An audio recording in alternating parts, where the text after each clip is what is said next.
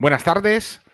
Nos acompaña esta tarde el profesor Daniel Sansó Rubert Pascual, al que damos las gracias. Le presentamos muy brevemente a los alumnos, aunque claro, el currículum es muy extenso, con lo cual advierto que haré un resumen muy escueto, por lo que naturalmente me disculpo con el profesor.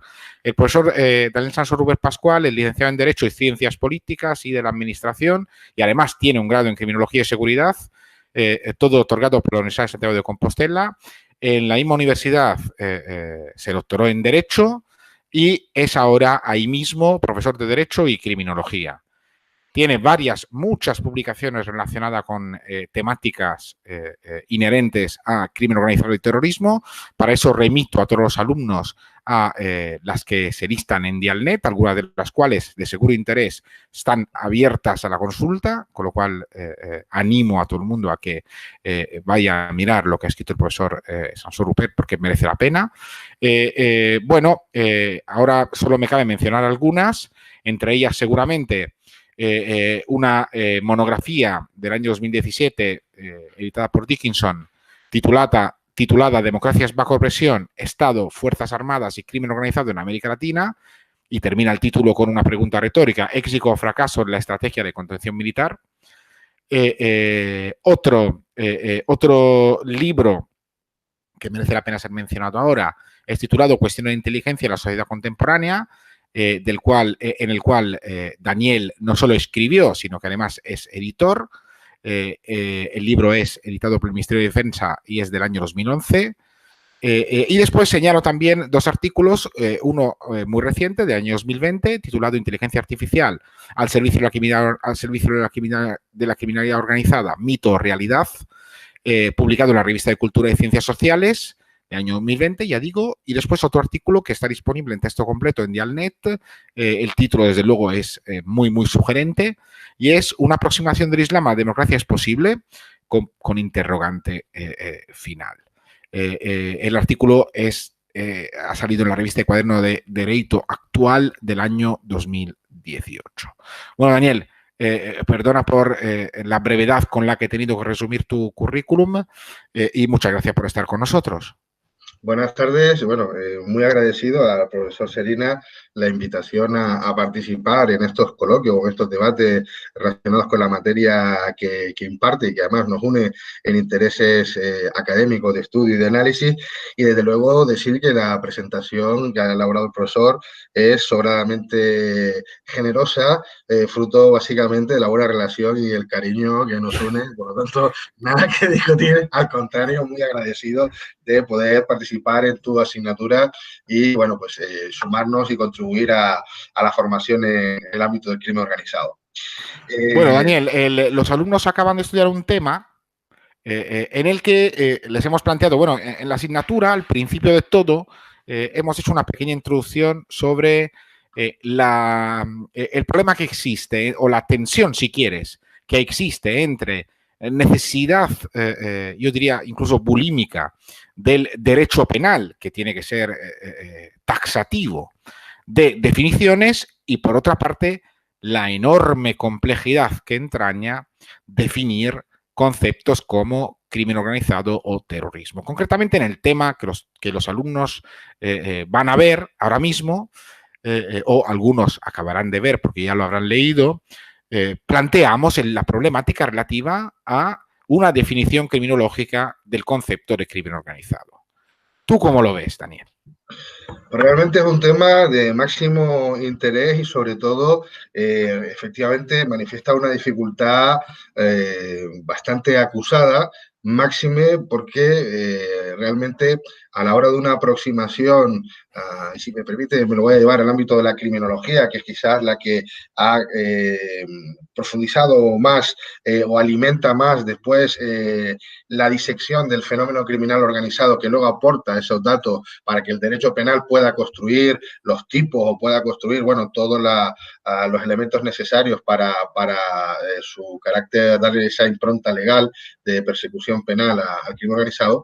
Realmente nos encontramos con un concepto que es esquivo investigador, y es un concepto complejo porque realmente bajo el paraguas de crimen organizado cabe una multitud de manifestaciones muy diversas, ¿no? Si hablamos de crimen organizado, de criminalidad organizada, o si lo castellanizamos, delincuencia organizada, realmente podemos encontrarnos que ¿qué estamos estudiando? Estudiamos estructuras organizadas, es decir, individuos, delincuentes que se unen para poder asumir unas estrategias, una mayor capacidad de acción, lograr objetivos mucho más complejos en aspiraciones que pudiendo llevarlo a cabo en solitario o en grupos más reducidos. Nos encontramos con ¿qué? Con crimen organizado es cultura, es una subcultura delictiva con una jerga, con una idiosincrasia muy acentuada y muy presente en determinadas áreas geográficas de determinados países.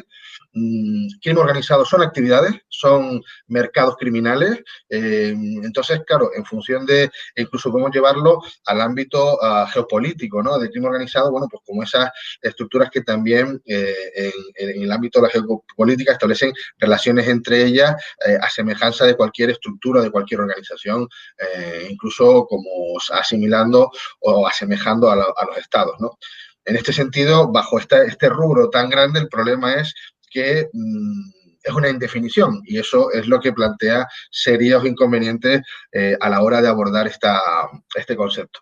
Además, pensemos que, bueno, es un concepto que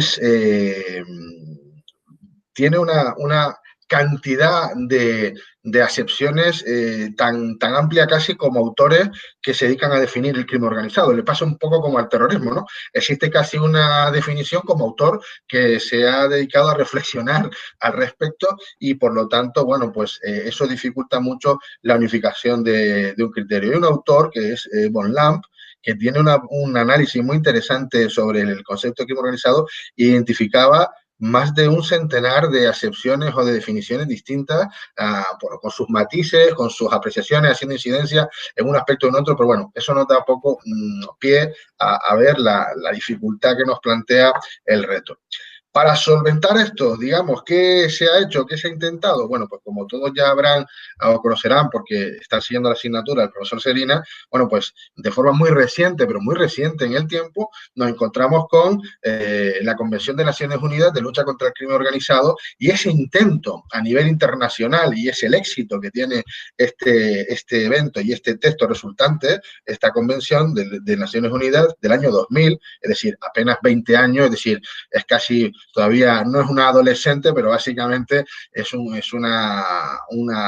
texto, una definición muy reciente, 20 años apenas de subsistencia, donde, como digo, el valor que tiene es que ha sido suscrito por una amplitud de países que han intentado adoptar ese concepto común de lo que es criminalidad organizada, precisamente para poder cooperar, para poder establecer vínculos de lucha contra el crimen organizado común, bueno, pues por lo menos alcanzar este concepto a nivel internacional compartido para poder, insisto, poder cooperar y operar conjuntamente contra esta amenaza. Pero ¿cuál es el problema? Que este concepto de criminalidad organizada que se emplea, como digo, de forma mayoritaria y que ha tratado de zanjar todas las problemáticas y los debates doctrinales, además encendidos, muy acalorados, de definir o de tratar de definir qué es el crimen organizado, el problema es que este concepto es un concepto de mínimo. Es un concepto tan laxo, tan genérico, que realmente abarca todo, ¿no? Porque como bien sabrán ustedes, este concepto habla de una estructura, o sea, de una organización que está compuesta por al menos 3 individuos. Claro, pero si es que si son 2 es un binomio y 1 ya no cuenta. 3, bueno, pues es lo mismo 3 personas que 100, pero claro, ya con 3 personas podemos hablar de que se puede constituir una organización, una estructura criminal que tiene esa aspiración a permanecer en el tiempo y que se dedica a cometer delitos graves, es decir, aquellos delitos que están condenados con una pena superior a 4 años de privación de libertad. Si le sumamos esos requisitos tan básicos, y es que, claro, nos podemos encontrar con que una organización que se dedica a, por ejemplo, robar vehículos de lujo en un país, desmontarlos y colocar las piezas en un tercero compuesto por 10 o 6 individuos, es crimen organizado, al igual que la Nandrangheta, que la Camorra o que la Yakuza. Claro, lógicamente esto en política criminal y a la hora de plantear estrategias de combate, nos situar, lógicamente, en escenarios radicalmente diferentes. Por lo tanto, ese es el talón de Aquiles de esta definición, que si bien el logro es que ha conseguido poner de acuerdo a muchos estados en por lo menos focalizar el punto en un punto de partida sobre qué es crimen organizado, por otro lado nos genera una cantidad de interrogantes por esa, como digo, laxitud, por esa definición tan de mínimos que al final resulta prácticamente inoperante, ¿no? Porque puede ser crimen organizado casi cualquier estructura mínimamente coordinada por más de 3 personas que, como digo, tenga y cumpla estos requisitos. Por lo tanto, ahí está el reto criminológico, el reto de la política criminal, el reto legal, que es, bueno, tratar de seguir ahondando y avanzando en el estudio de la criminalidad organizada para efectivamente poder dar una mayor carga de concreción al concepto de la criminalidad organizada. Sí, de hecho, nosotros en el tema verán los alumnos que, claro, lo que tú dices es francamente interesante, y la importancia, por tanto, de la adopción, digamos, de la perspectiva de tipo criminológica. Acordemos siempre que derecho y criminología han de operar conjuntamente. La criminología no es un conjunto de especulaciones fines a sí mismo, y el derecho no es autorreferencial. Entonces, la investigación criminológica debería servir de base para la especulación jurídica, y a su vez tendría que empezar y tener en cuenta debilidades y dificultades de la tipificación penal. De hecho, cuando hemos hablado en el tema, abordando desde un punto de vista criminológico la definición de crimen organizado, hemos hecho especial hincapié en algunas definiciones o un enfoque, digamos, incluso criminológicamente más tradicional, más centrado en el análisis de la organización criminal. Entonces, organización como empresa, organización que busca el monopolio, organización jerárquica o organización que funciona en red, a una tendencia quizá un poco más reciente, que se centra más bien en el estudio de la finalidad de la organización criminal. Entonces, finalidad de lucro, pero no basta. Según algunos, finalidad de, por decirlo ahora en breve, resumiendo un poco todo lo que se ha dicho, de hacer competencia al Estado a la hora de comercializar bienes, entre comillas, preciados, como son la protección de las relaciones jurídicas, incluso de la seguridad de los ciudadanos, ¿no? Entonces, todo esto se halla seguramente en relación dialéctica con el papel de derecho penal, ¿no, Daniel? ¿Tú cómo lo ves? Vamos, absolutamente de acuerdo. Efectivamente, hay que tener en consideración pues todas esas variantes que has comentado, efectivamente, de estudio, de aproximación a la delincuencia organizada. De hecho, hoy en día, pues básicamente para desarrollar estrategias, bueno, pues no solo basta con este concepto que sí que es el punto de partida, pero efectivamente luego hay que necesariamente establecer categorizaciones de peligrosidad, por ejemplo, en función a todos estos elementos que has puesto sobre la mesa, ¿no? No es lo mismo una organización que simplemente tiene una expectativa de afán de enriquecimiento, de lucrarse, de aquellas otras que ya, bueno, pues efectivamente en ese área de influencia tratan de una manera u otra de competir con el Estado, incluso algunos autores como Tilly hablan de construcción de Estado, ¿no? Que efectivamente estas organizaciones pues asumen roles de seguridad, asumen roles prestacionales de servicios públicos, lógicamente siempre con algún interés espurio de enriquecerse o de básicamente desarrollar clientela política o clientela social, ¿no? Recordemos que hoy en día, como bien planteas, y aparte yo comparto y soy de uno de los autores que planteo en muchos de mis estudios la necesidad de darle una vuelta, de repensar el crimen organizado, no solo como una finalidad puramente economicista, no solo unos delincuentes, ese homo economicus que hace un análisis racional economicista de beneficio-coste para determinar su actuación o el desarrollo de sus intervenciones, sino que hoy en día efectivamente hay algo más en muchas de estas organizaciones, como puede ser, pues lo que tú has dicho, ¿no? El acceso al poder.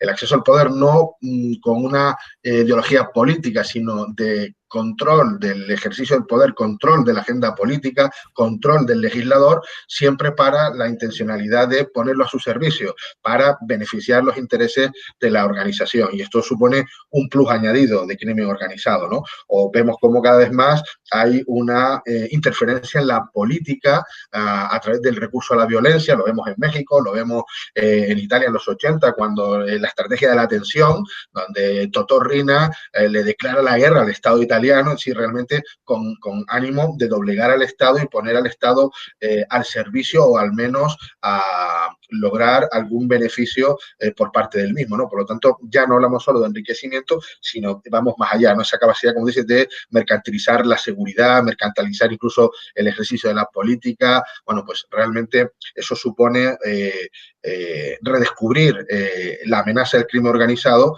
que tradicionalmente en muchos países o no se le ha dado la trascendencia que tenía, o ha estado en un segundo plano, ¿verdad? Cuando la amenaza, por ejemplo, la amenaza terrorista siempre ha sido preeminente para los estados, porque el terrorismo a priori pues pretende subvertir el Estado, ¿verdad? Cambiar el orden político, y eso es una amenaza directa para la supervivencia del Estado. Y se dejaba atrás el crimen organizado. Ahora se ha visto que no, que el crimen organizado es igual de poderoso como amenaza, y representa esa amenaza también en términos mayúsculos, y por lo tanto no es solo el mero afán de lucro, sino que debemos ir más allá en nuestro análisis, y por lo tanto eso hay que volver a repensar y replantearse el concepto de crimen organizado que tenemos ahora mismo encima de la mesa. Oye, Daniel, no quería yo dejar escapar geopolítica, crimen organizado e inteligencia militar. ¿Qué nos cuentas? Tenemos, como decir, unos 10 minutos. Ya sé que el reto que te pongo delante es complicado. A modo de píldora, hoy en día una de las ramas dentro de la criminología y que tiene y está teniendo mucha demanda desde el punto de vista de la perspectiva de la inteligencia, ya no solo militar, sino de todo tipo de la inteligencia criminal, es decir, de la inteligencia aplicada como herramienta de lucha contra el crimen organizado. La protagonizan las Fuerzas Armadas, que en muchos países son los que tienen esas capacidades de inteligencia. En América Latina, por ejemplo, ante la situación de corrupción de muchos modelos policiales y ante la situación también de exposición y de los servicios de inteligencia a la penetración y a la corrupción, vamos, a la penetración del crimen organizado, se ha recurrido a las instituciones militares como el último baluarte, ¿no? Como la última gran institución del Estado, con unos códigos, con unos valores que parece que a priori, aunque estamos viendo que no, que también se producen situaciones de penetración y de cooptación de militares y de Fuerzas Armadas, pero bueno, también hay servicios de inteligencia volcados en la lucha contra el crimen organizado y en sistemas policiales de información e inteligencia. Bueno, la geopolítica básicamente lo que venimos a determinar es, para que rápidamente nos hagamos una contextualización, es el estudio de las relaciones entre las organizaciones criminales. Llega un momento que las organizaciones criminales, en su mayor estadio evolutivo, cuando ya hablamos de organización de macrocriminalidad organizada, operan, lógicamente, como ya habrán estudiado los alumnos, me consta porque he visto el magnífico temario que has desarrollado de la materia, efectivamente esa transnacionalización, ese operar transnacionalmente. Es decir, ya no hay frontera. Las estructuras criminales entienden que pueden operar o que pueden tener intereses por todo el mundo y tratan, lógicamente, de maximizar con las capacidades que tienen para poder, bueno, pues posicionarse allí donde les resulta de interés. Y es aquí donde entra la geopolítica. Básicamente es como si levantásemos el mapa, ¿verdad? El mapa oficial de fronteras de los estados, o lo difuminamos, y luego lo que hacemos en la geopolítica criminal es estudiar cómo se interrelacionan las grandes organizaciones criminales. Es decir, un submapa donde vemos qué áreas son, o sea, qué organización controla qué área geográfica, cuál es el área geográfica natural de su expansión, dónde choca con otras organizaciones criminales y por lo tanto hay confrontación, donde la organización pues trata de asentarse porque efectivamente hay intereses. Piensen ustedes en el tráfico, estoy pensando en el tráfico de cocaína de América Latina hacia España. Pues lógicamente las organizaciones criminales sitúan a lo largo de todo el ciclo criminal, en todos los puntos donde se producen las distintas acciones, no solo el cultivo, sino luego la producción de la pasta de coca, después de la pasta de coca la transformación en lo que sería la cocaína, luego el transporte sea el punto de salida marítimo, aéreo, hacia Europa, luego asegurarme el control de la vía del transporte, de la ruta de transporte, que no hay interferencia, luego el país donde se recibe, generalmente, por ejemplo, pongamos España, después de cómo España se lleva por toda Europa, bueno, pues yo necesito controlar también el espacio por donde va a transitar mi producto, ¿no? Hoy en día es raro que una organización criminal tenga la capacidad absoluta, como pasaba antes con los grandes cárteles, de controlar todo el ciclo criminal desde el principio al fin, desde la producción hasta la comercialización última, hasta el microtráfico. Entonces, ¿qué intervienen? Muchas organizaciones, pues la organización que se encarga de la plantación y del control de la plantación, la que se encarga de la recolección y de la transformación en el producto, la que se encarga de llevar ese producto de Colombia, Perú, Bolivia a puertos de Brasil o de Argentina o de Uruguay, que a su vez controlan el barco que va a llegar y la ruta marítima que va a llegar a África o que va a llegar a España. Es decir, bueno, pues todas esas organizaciones que participan interactúan entre sí de distinta forma, como las empresas. Hay relaciones a corto plazo, a largo plazo, estratégicas, hay incluso subcontratación de determinados servicios. Yo no tengo por qué tener, yo por ejemplo no domino el territorio porque no tengo la influencia ni política ni puedo controlar el territorio donde se está produciendo la cocaína, pero pago a una organización que me asegura el control de ese territorio y que mi producto no va a sufrir ningún menoscabo. No tengo capacidad para el transporte, pues contrato a una organización especializada en el narcotransporte porque tiene la flota o tiene los aviones. Y pues todas esas relaciones, al final es diplomacia. Son relaciones de tipo comercial, de tipo de interés, y eso es lo que estudiamos porque es muy interesante ver cómo el mundo se mueve, como digo, bajo esas apariencias de frontera, de distribución política que es conocida de todos, cómo opera bajo esa realidad. Y eso nos da explicaciones de por qué muchas veces hay confrontaciones o otras veces simplemente hay situaciones de acuerdo, ¿no? Incluso como organizaciones, por ejemplo, que a lo mejor no tienen un interés concreto en un territorio, pero están aliadas con otra que sí los tiene y quiere impedir que una tercera se haga con ese espacio, ¿no? Pues es ya el tratar de ocupar espacios para evitar que sea otra organización la que nos tome la iniciativa. Es decir, realmente operan mucho como cualquier otra estructura comercial que lucha o que trata de prevalecer en un mercado global, ¿no? Y es muy interesante este tipo de estudios porque nos da pues una visión a nivel global de cómo realmente opera la criminalidad organizada y sobre todo nos explica por qué hay escenarios de violencia tan exacerbada y en otros, sin embargo, donde concurren multitud de organizaciones criminales y, sin embargo, pues hay una apariencia de absoluta paz y no se produce esa confrontación, ¿no? ¿Por qué? Porque hay toda una serie de acuerdos detrás que hay que entender, que hay que desentramar y bueno, hace realmente muy interesante. Y lógico, todo esto nos sirve desde el punto de vista de la inteligencia, ¿para qué? Pues para poder interpretar, digamos, el mapa geopolítico del crimen organizado y para saber, por ejemplo, pues dónde es más recomendable poder intervenir a la hora de, como siempre, desde el punto de vista de la seguridad, tenemos recursos limitados, recursos muy escasos, pues tratar de maximizar eso y entender cómo le podemos hacer daño a una organización, porque a veces ni siquiera el mayor daño se le hace, por ejemplo, descabezando las organizaciones criminales, como ha pasado en México, ¿no? Acabar con los grandes capos, líderes de las organizaciones, ha generado una situación después de violencia por la lucha de los subalternos por el poder en un espacio, por ese control territorial y por el dominio de la actividad, y sin embargo otras iniciativas que pueden ser mucho más útiles en la lucha contra el crimen organizado, pues ha sido, por ejemplo, pues si una organización está especializada en el transporte, en vez de atacarle la jerarquía o la cúpula, es atacar la capacidad logística, dejarle sin la capacidad de transporte. Si no tiene las lanchas, si no tiene los buques, si no tiene forma de ofrecer su servicio, hemos neutralizado la actividad de esa organización de forma más efectiva que posiblemente que simplemente descabezar un líder que va a ser sustituido por otro, cuanto menos. Entonces, bueno, es ahí un poco de los retos que están encima de la mesa y que son muy interesantes y que animo a los estudiantes a que naveguen en todo este tipo de elementos y que se enriquezcan, ¿no? Con todas estas aportaciones que hoy en día pues, nos dan los estudios de criminología y de inteligencia también. Sí, mira, te iba a preguntar solo dos cositas más que a mí me llama mucho la atención de aquellos temas de los que tú te has ocupado. Bueno, pues obviamente tenemos poco tiempo, pero bueno, si te quieres extender 5 minutos más no pasa nada. Y yo te quería preguntar por dos cosas. Bueno, primero, los alumnos lo verán en el tema siguiente. Hemos apenas tocado el tema de la internacionalización no de las organizaciones criminales, sino de la organización criminal, y hay alguien que ha dicho, concretamente me refiero a la investigación de un profesor, bueno, italiano, pero que trabaja en Inglaterra, que se llama Varese, que ha escrito un libro que se llama Mafia on the Move, muy interesante. Él sostiene, o por lo menos él ha analizado casos concretos de organizaciones criminales que se han internacionalizado no porque han querido, sino porque han tenido que hacerlo.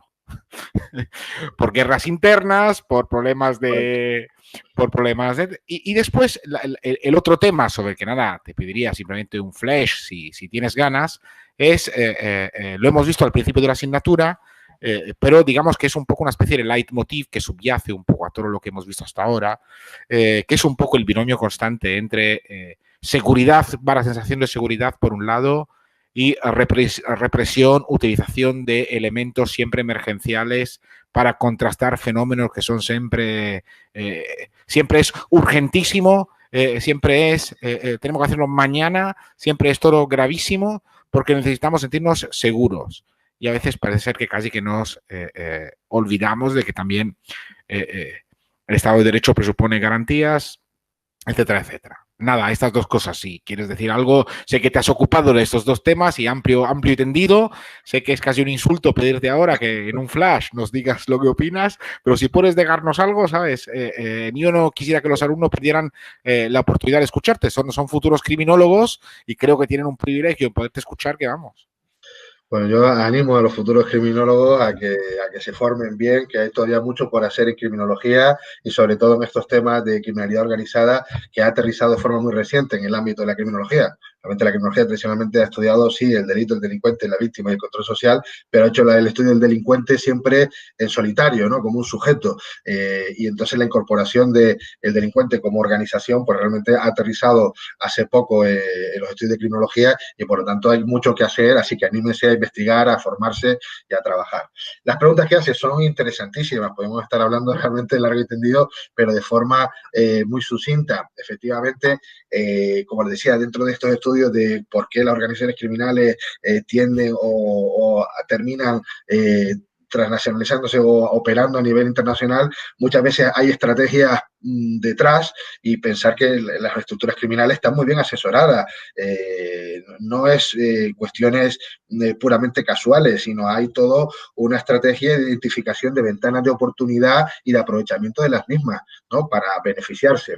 Y luego es verdad que hay otra serie de elementos como puede ser estos factores de presión que comentaba el profesor Serina, que básicamente es que es verdad, depende, pues si en un estado de repente hay un cambio de gobierno o un cambio de política criminal y empieza una presión exacerbada de todo el aparato de seguridad, de toda la fuerza, no solo de seguridad, sino de todo el aparato del Estado, pues muchas de estas organizaciones se ven impelidos a tener que emigrar a esos otros estados donde la legislación es más laxa, donde no hay especialistas en lucha contra el crimen organizado y donde no se sienten amenazados. Eso puede ser un factor.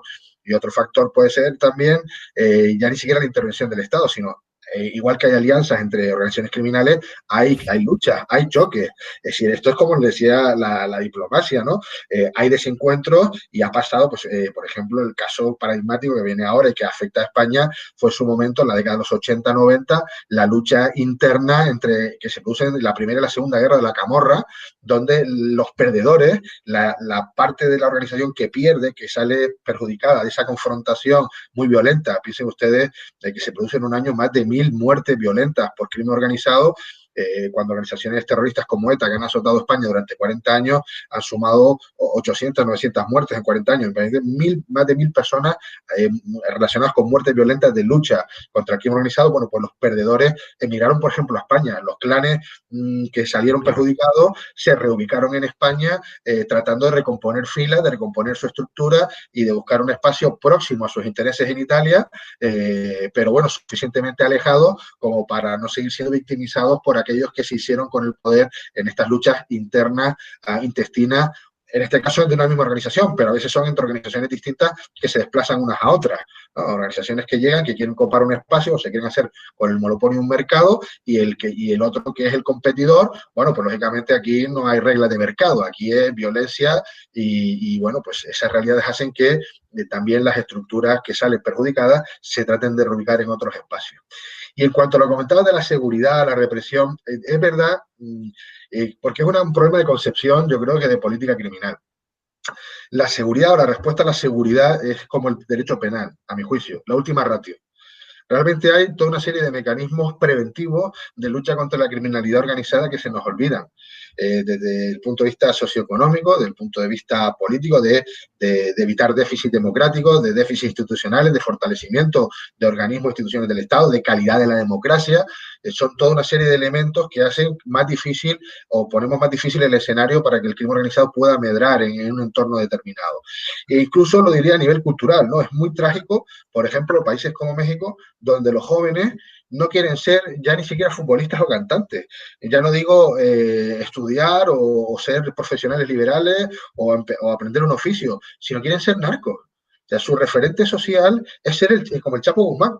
Es digamos, su hito, su referente. Entonces, claro, eso es un problema incluso cultural, donde las subculturas delictivas están desplazando en el ámbito de la socialización pues los principios y valores propios de una democracia o de un sistema democrático. Por lo tanto, es verdad que llega un momento que sí que hay países que se pueden ver en una situación extrema donde tienen que recurrir a la seguridad y a veces haciendo uso estas estrategias de tolerancia cero, del plan Escobar, sobre todo en Centroamérica, donde realmente se prima tanto la seguridad que se conculcan libertades públicas y aquí al final pues ese es el daño que se hace es mayor que el que genera la propia amenaza criminal, ¿no? En cuanto a calidad de la democracia y de libertades y derechos. Pero, insisto, es por la sensación que tengo, en mi juicio, de que a los políticos y a muchas instituciones parece que la única vía de combate contra el crimen organizado es el ala dura o la vía dura, que es la seguridad, y se olvidan de política económica, social, educativa,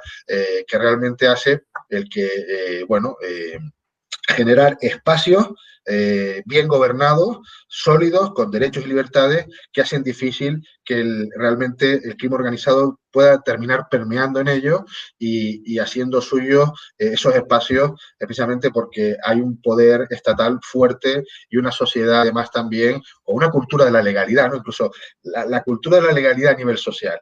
Es que como sociedad creamos que el derecho es lo que debe resolver nuestros conflictos y resolver nuestras situaciones y no recurrir a pagar una coima, ¿verdad? Pagar una mordida para que me adelanten el trámite, incluso a esos niveles. Por lo tanto, toda la razón con el planteamiento que hace, donde a veces los remedios con esa política de escaparate, de urgencia, solo de seguridad, es más perniciosa o hace flaco favor al final para los resultados de una estrategia sólida de respuesta contra la amenaza del crimen organizado.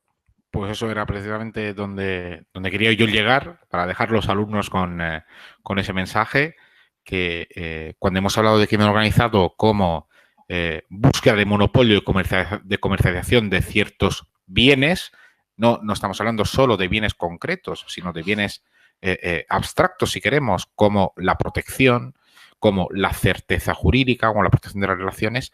Estamos siempre poniendo el acento sobre la ausencia del Estado democrático que garantiza servicios sociales básicos, pero incluso que garantiza inclusión y participación democrática y posibilidad de crecimiento y desarrollo de la personalidad de los propios ciudadanos. Entonces, Estado débil, Estado corrupto, Estado ausente son factores, caldo de cultivo extraordinario para el florecer de organizaciones criminales de cierta importancia incluso. Daniel, muchísimas gracias. Ha sido muy interesante. Nos hemos tenido un poco más, privilegio para los alumnos, mejor para ellos que han podido escucharte. Muchas gracias y hasta la próxima. Un placer, hasta la próxima.